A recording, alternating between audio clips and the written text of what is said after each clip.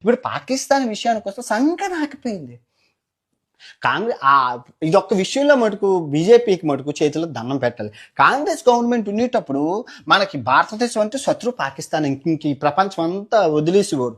సినిమాలు పాకిస్తాన్ మీద వచ్చేవి, న్యూస్ పాకిస్తాన్ మీద వచ్చేవి, మొత్తం ప్రతిదీ పాకిస్తాన్ భౌతంగా పెట్టుకొని ఆడుకునేవారు రాజకీయం అంతా. నిజంగా ఈ మోడీ గారు వచ్చి పాకిస్తాన్ తగిలేశారు.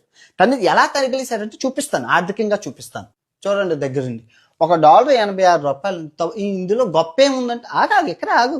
ఇది పాకిస్తాన్ రూపాయి విలువ. $1 $280. అంటే 4 రెట్లు 3.5 రెట్లు పెరిగింది.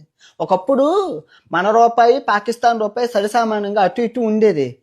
మోడీ గారు వచ్చి ఎట్టుకెళ్ళిపోయారు. పాకిస్తాన్ కుప్పకూలిపోయింది ఆర్థిక వ్యవస్థ, సంగనాగిపోయింది. అరుకుతి అంటున్నారు దేశం వాళ్ళు. అందరి దగ్గర అప్పులు చేసుకొని అన్ని దేశాలు వీసాలు క్యాన్సిల్ చేసేసారు. ప్రపంచంలో అతి వరస్ట్ అయిన పాస్పోర్ట్ ఏదైతే ఉందో అంటే ఆ పాకిస్తాన్ పాస్పోర్టే.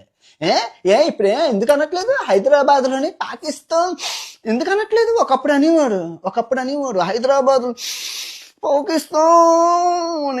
ఇప్పుడు ఎందుకు కొరకట్లేదు? మడుగుడిసిపోయింది కాబట్టి దేశం కాబట్టి ఇంకా మళ్ళీ అమ్మ పొరపాటున పాకిస్తాన్ అంటే అమ్మ పంపించేస్తే మళ్ళీ మొడగొడాలని చెప్పి అనట్లేదు.